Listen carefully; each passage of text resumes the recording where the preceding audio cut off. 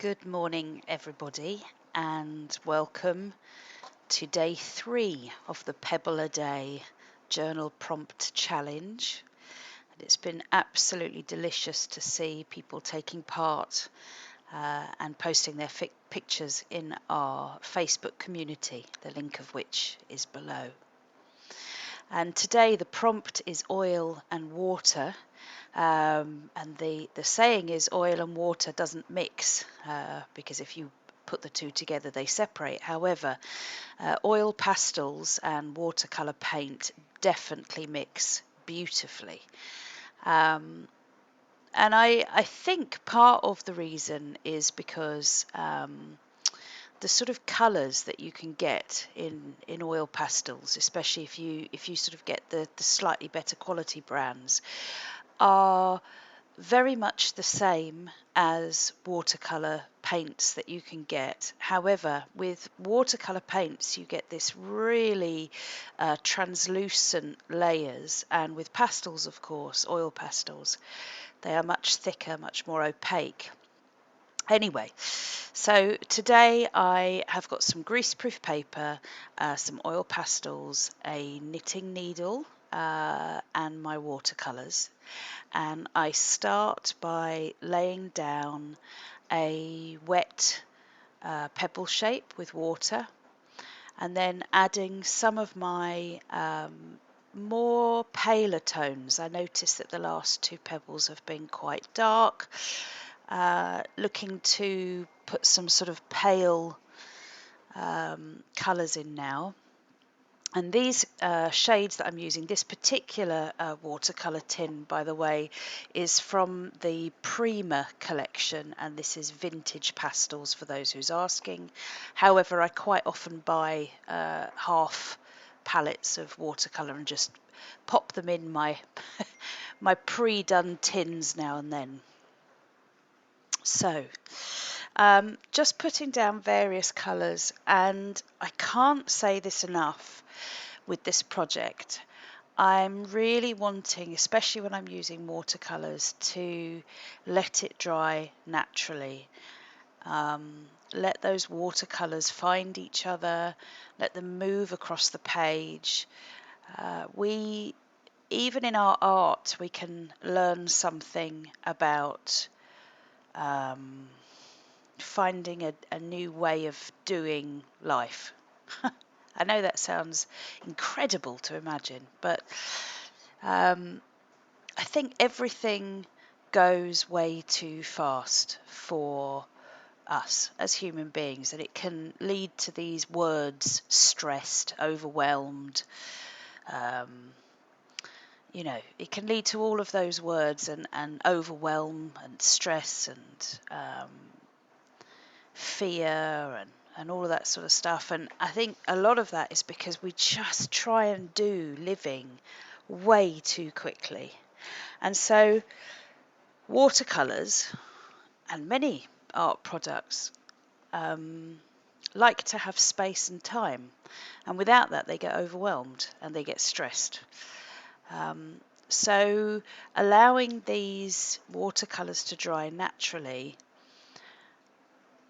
it's just such a simple thing, isn't it? But really notice the difference between doing that and getting out your heat gun and blasting it away. So here you can see, because I've been layering all those wet watercolors, I've now got a chance to move that around, just kind of shuffling the paints. Okay, so here's oil pastels. I use Senneliers. They are a little bit more expensive than buying a cheap old box of pastels, but even if you just have 2 colours, you can make quite a difference to your artwork. So what I'm doing is I've just got some greaseproof paper here, and on the shiny side I'm just scribbling blocks of oil pastel colour, and I have chosen colours that I feel best match up with the pebble that I've painted using watercolours. And I'm going to show you a technique.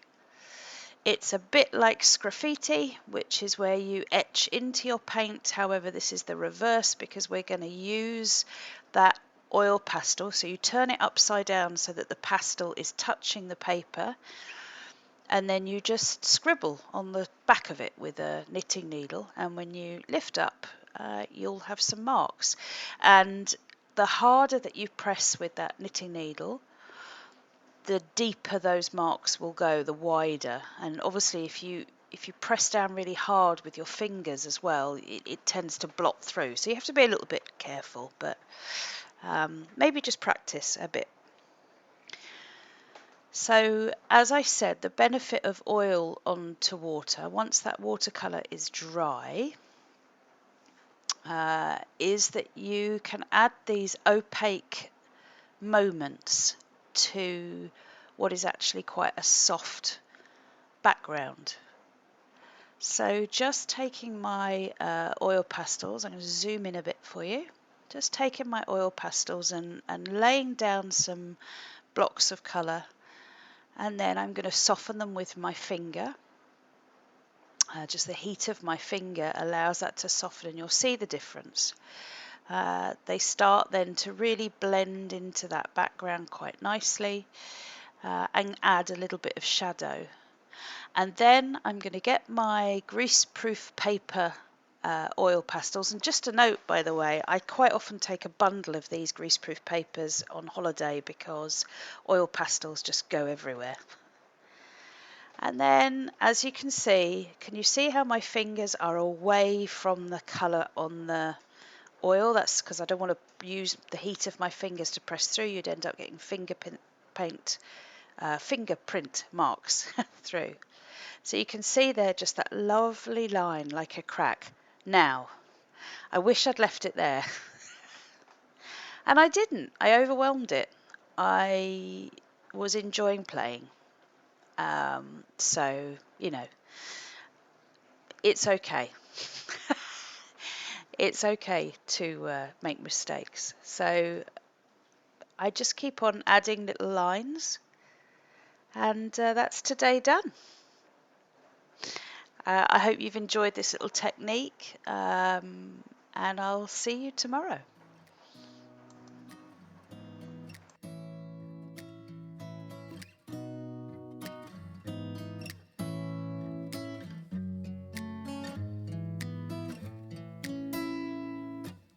Beautiful woman, I felt it deep inside. Beautiful woman, people are talking me down. Beautiful woman, you try to tell me what's right. The road gets longer, you turn all grey into white.